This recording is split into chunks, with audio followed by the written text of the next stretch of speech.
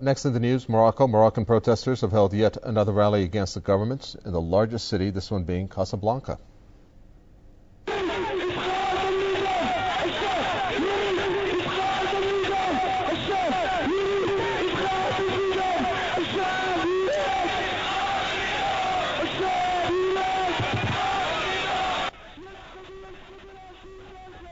Just days ago, thousands marched in the capital, Rabat, against youth unemployment. The rally was sparked by the self-immolation of 5 unemployed Moroccans outside an education ministry compound in Rabat earlier this month. Morocco has been witnessing demonstrations since early last year, despite a number of reforms announced by King Mohammed. The protesters demand the resignation of the government, an end to corruption, as well as better jobs, education, and health care.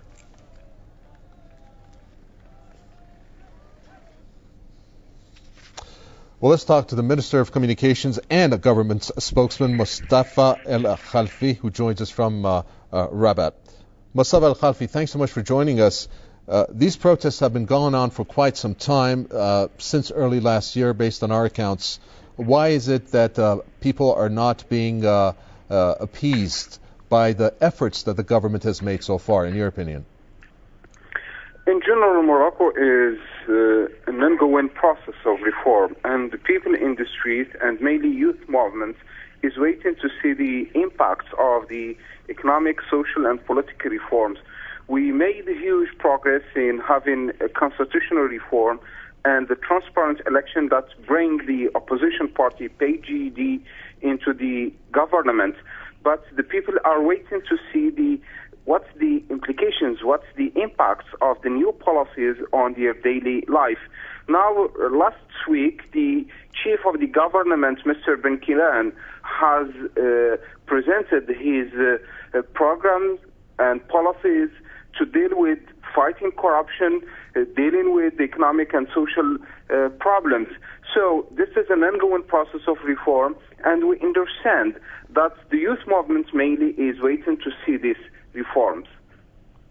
Well, when we look in particular, this particular news piece that we had in Casablanca where protesters came out, they're not asking for reforms. Usually they might start with that, but it ends up saying they want the downfall of the regime. I don't think so. And the main demands of the movements that we saw it and we follow it in the street, it's asking for a genuine democratic reforms. They are not asking the collapse or the radical change of the regime.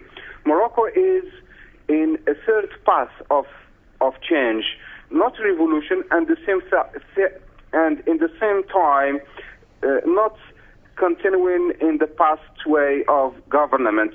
A third way based on reforming, genuine democratic reform within stability. And this what we call a third way based on the Moroccan model. There is some voice, but they are so exceptional who are asking for some changes. But in general, the movement in the street mainly is asking for reforms, and the chief of government has asked them and called them to dialogue and to debate what is good for the future of Morocco in order to enhance and to accelerate the process of reform. Then why is it that people, even going back to those November 25th polls, are saying that, you know what, they weren't sincere? Those elections actually did not bring about democratic reforms. Why are people then still continuing with this notion as we see week in and week out on the demonstrations that are occurring on the streets? My thinking and what happened, and many international observers said, that the election was transparent. They are not criticizing the transparency of the election. And the result, it is clear that a political party with an Islamic reference succeed in having huge victory by having at least 27% of the seats. And this is a signal and clear arguments and evidence that something has changed and happened in the political process in Morocco. But there is a problem about the rate of participation. 45% of the people who participate. And this has created thinking or that there is a problem, that we need to enhance the confidence on the political process within the public. So this second thing is what we can call explain that some part of the youth movement is continuing until now protesting. But the ongoing process in general is in an increasing way of widening the process of the reforms, and this is what explains the specificity of the Moroccan case within the Arab Spring.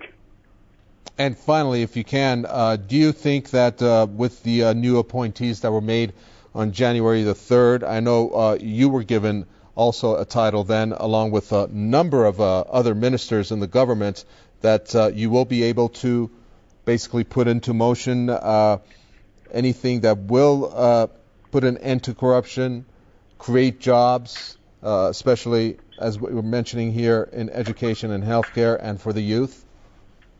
Yes, now the government succeed in having a positive vote in the parliament, and based on detailed program that it is creating a new chapter in the policies related to creating jobs, fighting corruption, and resolving problems related to housing, to health system, and else.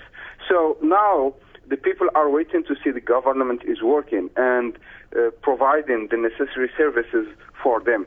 And it is creating a challenge, but within a general process of reform within stability.